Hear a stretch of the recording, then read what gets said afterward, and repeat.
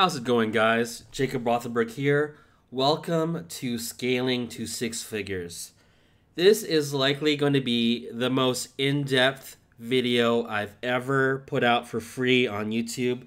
I'm obviously going to be giving a lot of information away, and it's really good information. You don't want to miss out on this video. I know that sounds like hype, but this is the real deal. You're going to love this video if you want more information on scaling up your Kindle publishing business. I'm going to leave everything here with no punches pulled. And if you stick until the end, I have a special bonus for you. So let's get right to it.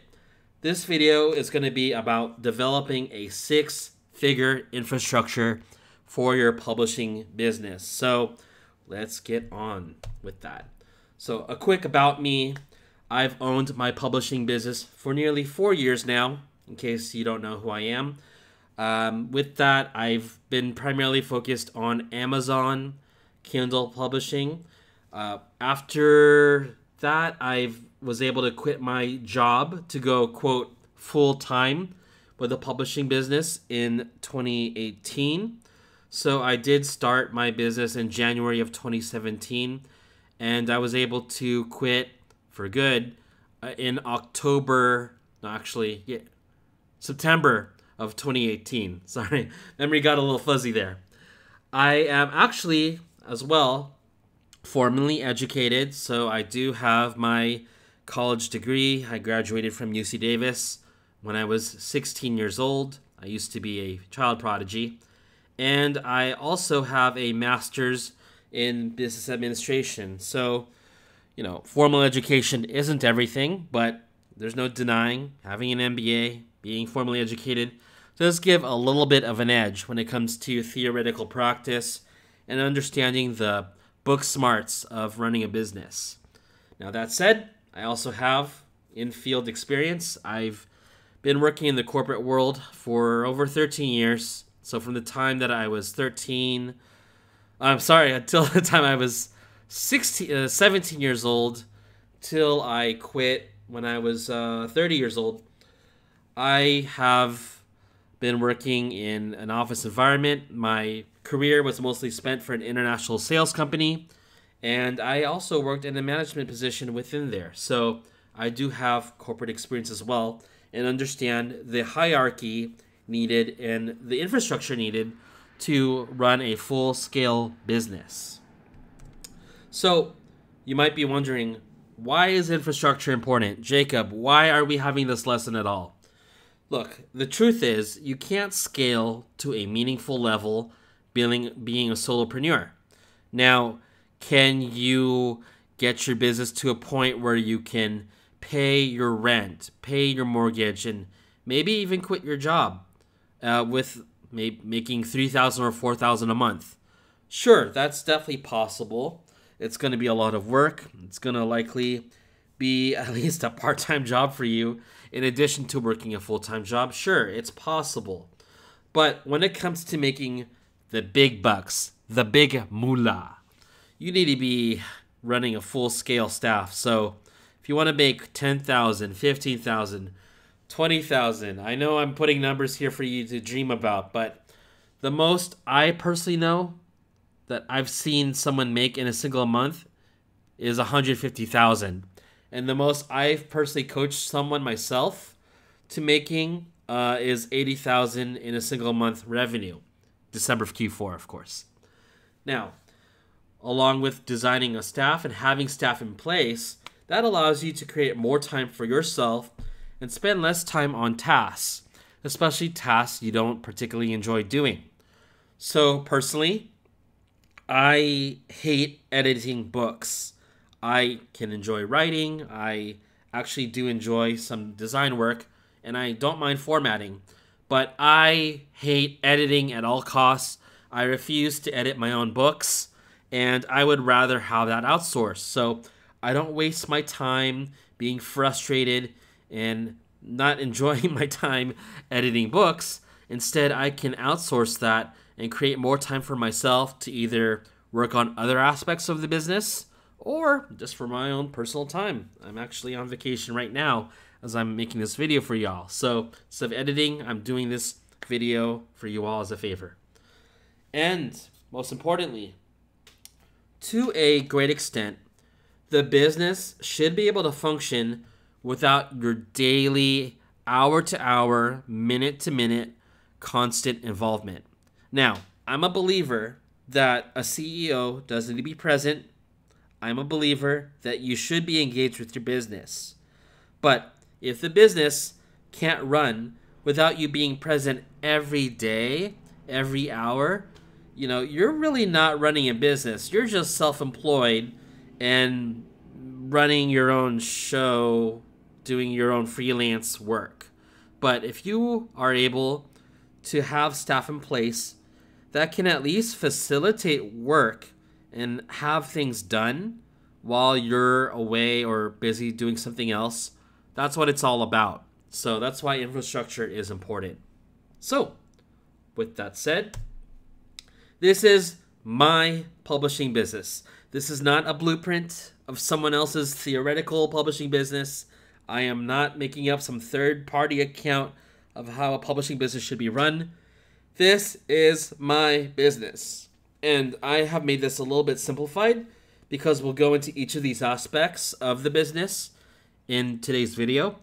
But what it breaks down to is that I'm the CEO, the big boss, the big pimp, big moolah. And under me, I actually break things down into two divisions. Number one is the actual publishing business itself. So with that, I have content creation and marketing advertising. I have those two segregated as those aspects of the business are relatively different from each other. And I would not want, for instance, my writer to be responsible for managing the Facebook ads of the book. So we're going to talk more about these two divisions in detail. Along with publishing, I have as well the actual administrative parts of the business. So there's what I call the operations. That would be like the day-to-day management of your account, of uploading your books, of reviewing the platforms you're subscribed to as auxiliary to your business. I think we all have a lot of subscriptions at this point, whether it's Booksprout, BookClicker, BookLinks, whatever it is, that's all got to be managed. And as well, and this should be kind of obvious, because this is a business where we want arithmetic that shows you're making more than you're spending, you've got to be accountable, no pun intended, for your finances and accounting. So that is something in of itself that requires attention and even its own section in this presentation. So let's get on to it. With content creation, this involves a lot of things, so I'm going to slow things down a little bit. I have it broken down into two aspects. There's I would say the pre-press work, but that's a little bit complicated to say. Let's just say the writing of your book along with the design of your book. So with writing, that can be handled in a couple different ways, but it breaks down to having a writer and or editor. Perhaps the editor is the writer, or as well having a dedicated formatter or a formatting platform to use. Now, if you decide to outsource to a writing company, the convenience is that for a premium fee, they usually will provide an all-inclusive service where they facilitate the writing, the editing, and the formatting for your project. So granted, you do have to turn in an outline, but aside from that, they'll handle the writing, editing, and formatting of your project. Now, again, that's given at a premium. If you want to be a little bit more hands-on and save money, what I recommend you do is take the time to find yourself a dedicated writer, usually through Upwork. There are definitely other sources, but Upwork is the popular one to utilize, where you can find someone that's qualified for the niche or topic that you want to have written about. And, this presentation is not solely for nonfiction, but you can also find someone that perhaps can set up your low content book designs. If you're doing fiction, you definitely want to find a good romance writer, a good sci-fi writer, what have you. And along with that, I recommend that you find a dedicated editor. So my personal recommendation is that you don't have your writer do the editing past possibly running Grammarly, which is not going to catch everything. But the honest truth, guys, is that a writer will never be able to properly edit their own work. And that's nothing against the writer. It's just that if you've ever written a book of your own before, it's really hard to catch your own errors and your own typos. I've tried it. I failed miserably. And despite doing my best, and I do type, for the most part, very coherently, I missed out on my own typos. So you definitely want to hire an editor in conjunction with having a writer. And editors can be cheap. If we're talking about price rates, I want to keep things a little bit broad because I don't know your context with regards if you're doing something that's tech versus non-tech and more simple to write.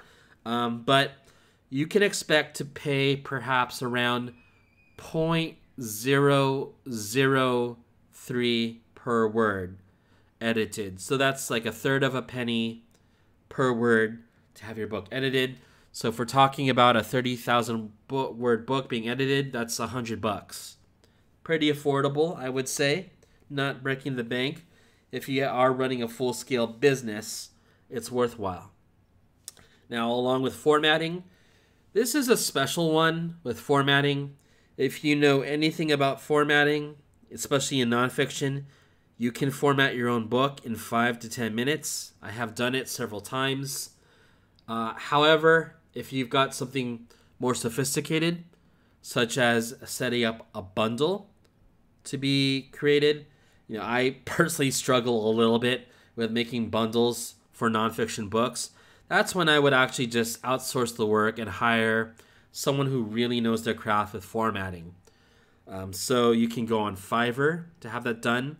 Formatting is not an overly special task to do. So it's fine to hire someone on Fiverr and have it done. Otherwise, I actually use a platform called Vellum, Vellum. That's great for not only formatting books, but making them look great. So if you want a high quality appearance for your book, you can use Vellum.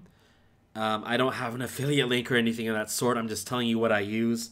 It's Vellum at vellum.com. And in particular, it's actually really easy to format a bundle using Vellum. So truthfully speaking, I can format a book in literally 2 minutes using Vellum without adding any special sections. And formatting a book on Vellum is easy as cake past your first 1 or 2 tries. So that's who I recommend. Now, design. There is the obvious that you do need a cover for your book, so that does need to be designed. Now, it depends on what your budget is and how far you're willing to go to have a great cover made. If you're looking for a very simplistic cover, like you just really want a cover slapped on, by all means, go on Fiverr, pay the $5 or $10 that you're willing to spend to have a cover made. But what I will say is that if you want a decent looking cover made through Fiverr, spending very little, you want to give the freelancer some degree of a concept or conceptualization of what you want for a cover. So what I mean is, don't just submit your order and say, hey, here's the title and subtitle of my book. Can you please make my book cover look like everyone else's for dark magic? No. Instead, what you want to do is say, hey, I have my book. Here's the title and subtitle. It's about dark magic. I want to make my design a little bit unique. Can you perhaps feature someone in a hooded cloak with a spark of fire in their hand and maybe with a scythe? And at least with that, the designer has some direction of what you want that's in line with your expectations. That, okay, you want someone who has the cloak and the scythe to go for your dark magic book. So there you go. If you want something more high-end, there you have a lot of options. Honestly speaking, writing companies usually employ good cover designers. So there's Hot Ghostwriter, there's the Urban Writers. Past those two companies for cover design, I really don't have anyone else to recommend. But there's also 99 Designs. There's so many other places you can go for book cover designs. Now, if you want something truly supremely high-end, you have to find cover designers that work as freelancers on a very high-end basis. So those kinds of designers, especially for romance, sci-fi, oh goodness, those kinds of books, those will run you at least a couple $100s if you want something really, really good. But if you want to go that route and go super high-end, you can find those kind of cover designers on Facebook. They usually have a business page. And you're just going to have to either ask for a referral for someone good. I'm not going to give out any names in this presentation so I don't hurt anyone's feelings in terms of preferential treatment. But they're out there. It's very possible just for the cover design to cost you $150, $200, even $300. And let's not even get into model exclusive. That's a whole other video. But yeah, that should be it for cover design. Now for logos and branding, because if you are possibly making an actual book brand in the publishing space, you might want to have your logo outsourced for your Author Central, for your Facebook group. Maybe you want a nice cover art done. There's two avenues for that, and I think they're kind of obvious. Number one, have it outsourced. Usually you can find someone who makes good logos on Fiverr or elsewhere if you choose to. Or if you are particularly artsy, you can go on a site like Canva, C-A-N-V-A, at canva.com. And with the help of some pre-made templates, you can actually make a great looking cover all by yourself without knowing how to use Photoshop. Granted, you'll likely need to source your own stock images, but I've made plenty of great looking logos and cover arts just by using Canva. So if you want to save some money and you have some time, you can consider using Canva for your logos and branding. Now, let's segue on to a different aspect of the business, the marketing and advertising wing of your publishing business.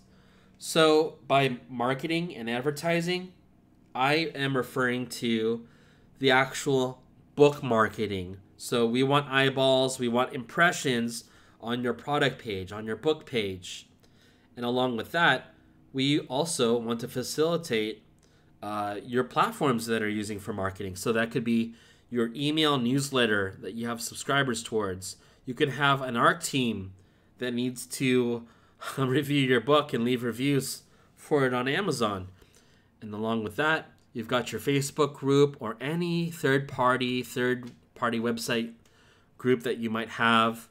That does facilitate marketing as you're promoting your book to get, again, impressions, eyeballs on it, and inevitably sales. So what I recommend for either, well, really for running your Facebook group and even your newsletter or art team is if you're actually running a Facebook group and a newsletter, run it yourself at first. So learn how a Facebook group needs to be operated.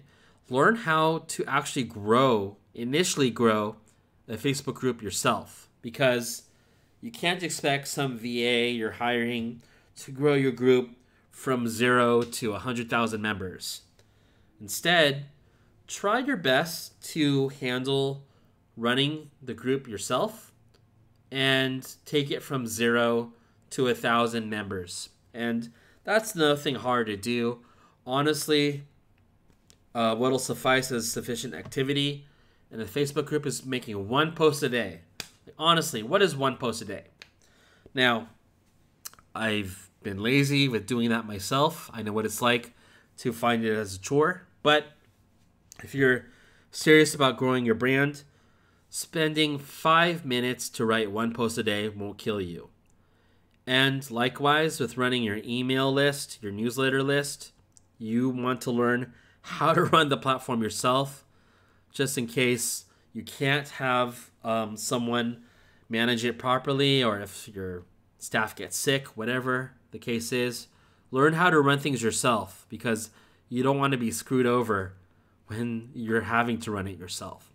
But past that, you do want to consider down the line hiring a virtual assistant. So there's a virtual assistant that can help you at least write posts in your group.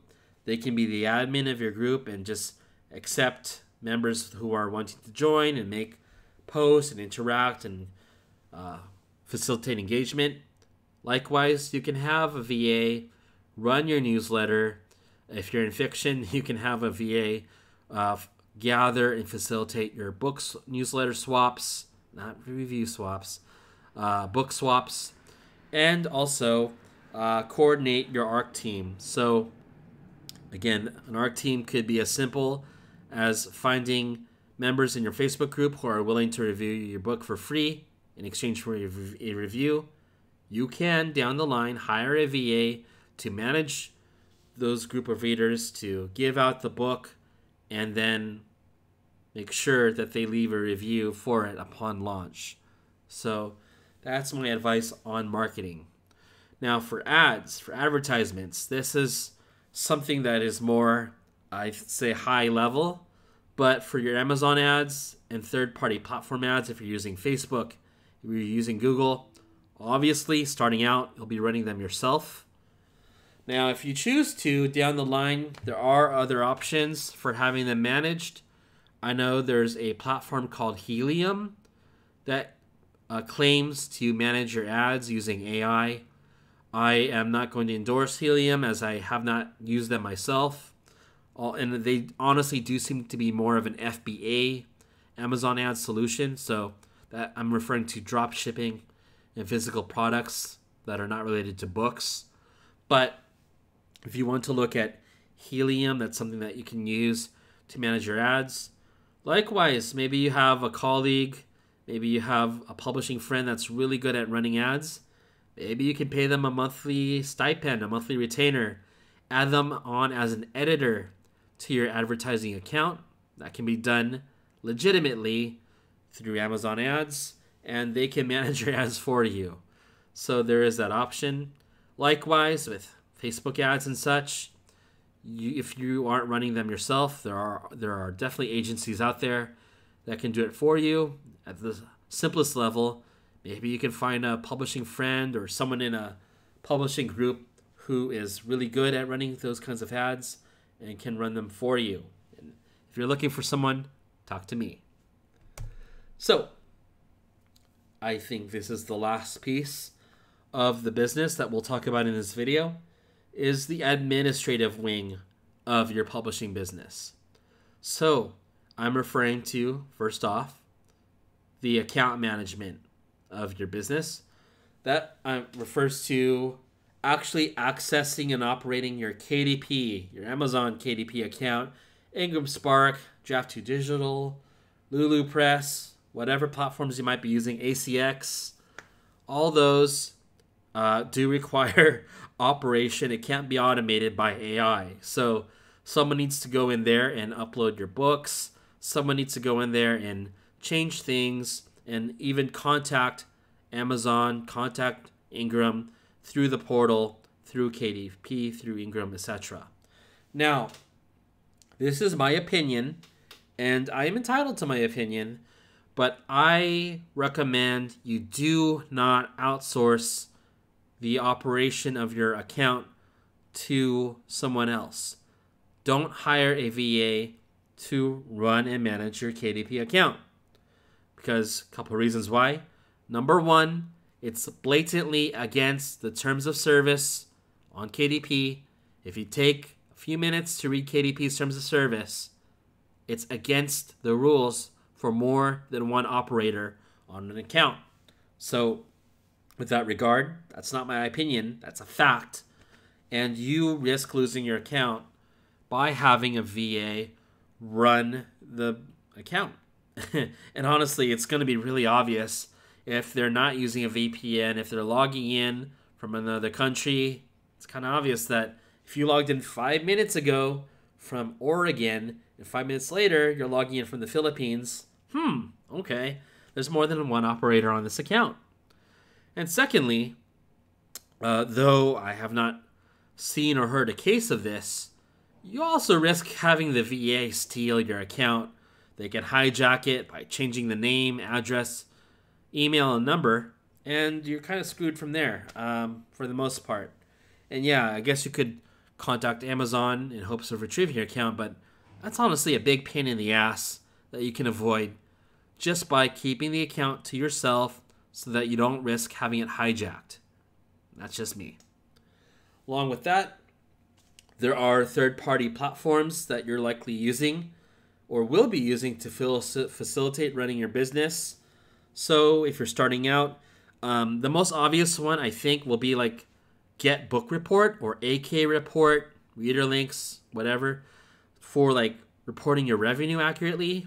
So that's a third-party platform that you usually have to pay a monthly subscription to.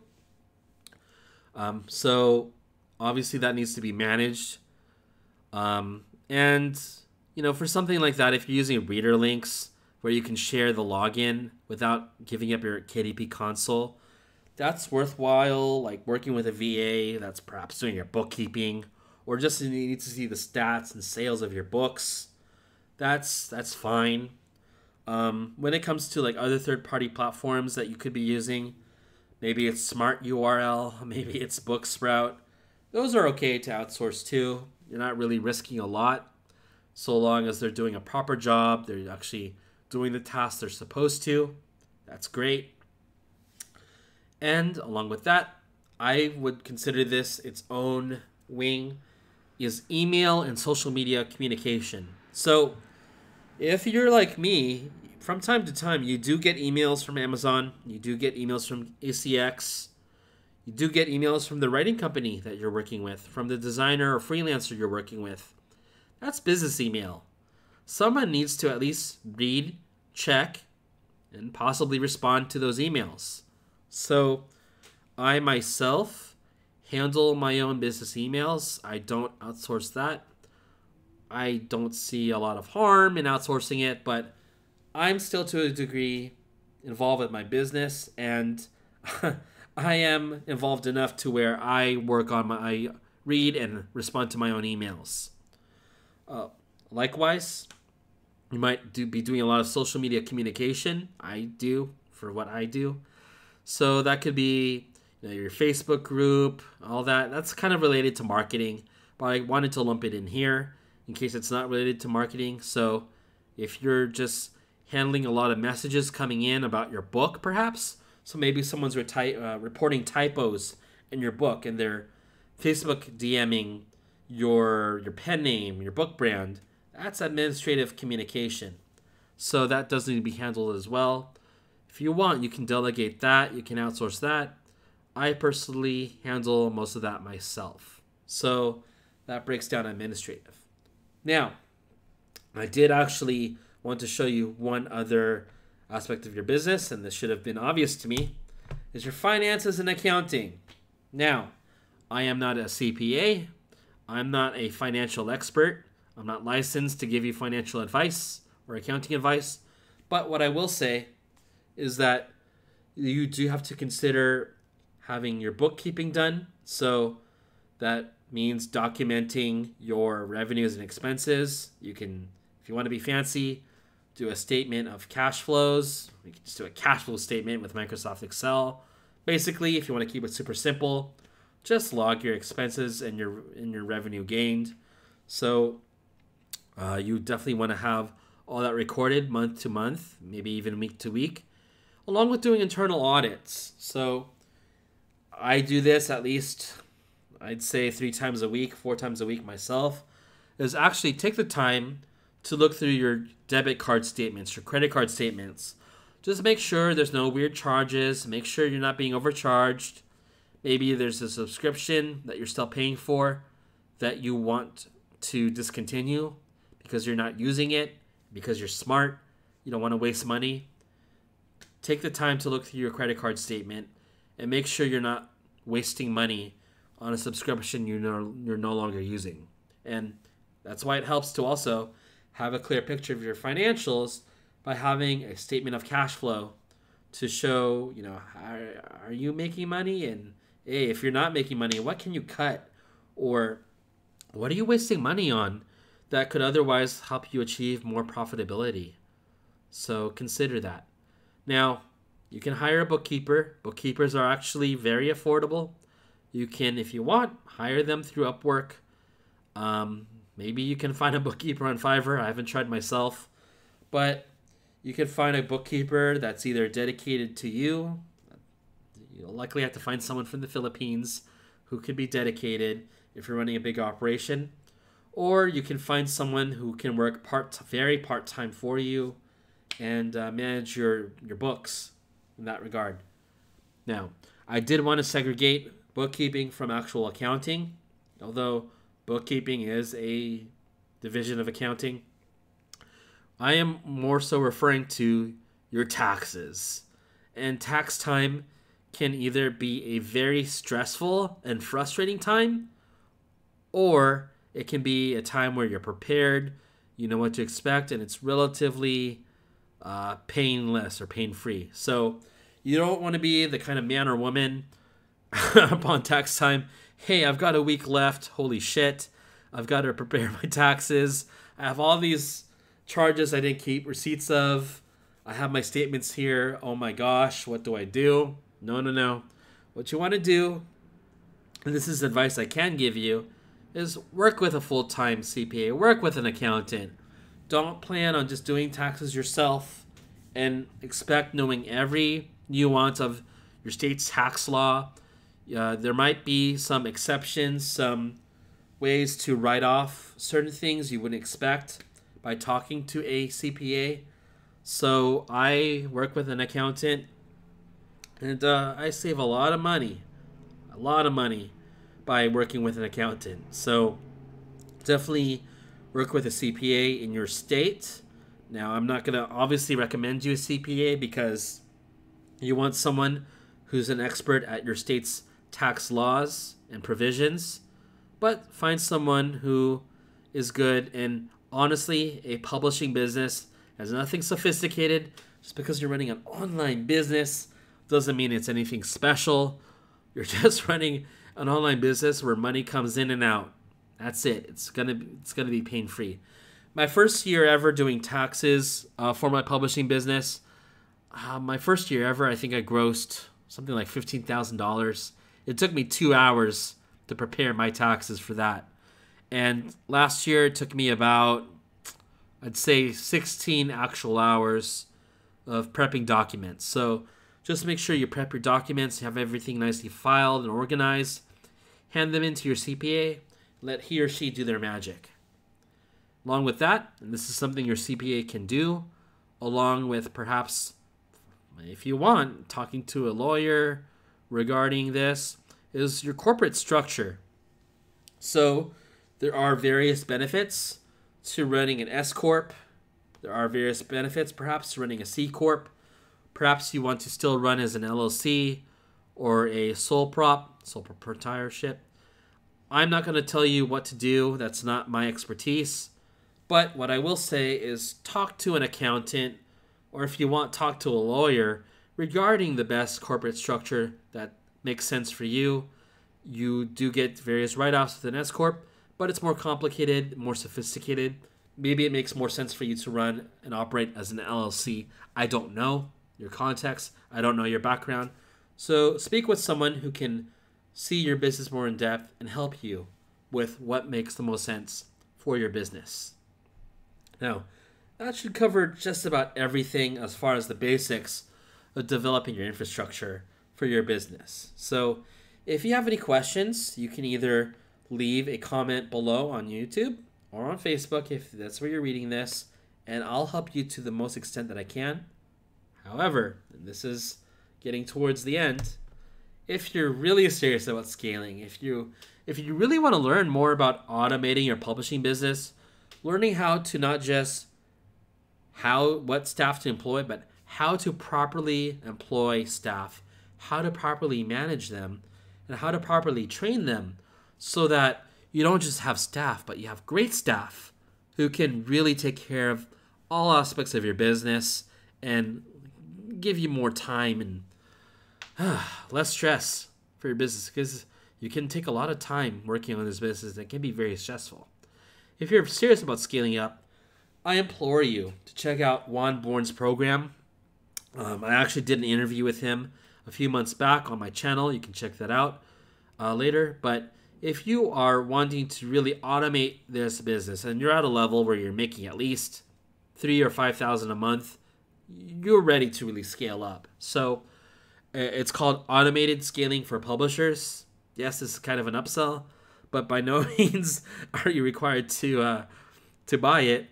But what I would say, guys, if you're at a full-time level-ish already with your revenue, if you're making $3,000 a month, $5,000 a month, this is something that you do need an education on, and it will help you so much with not just staff, but even the technology, the tech, and applications you can use to really get this business autonomous. So, link is below in the video's description for that.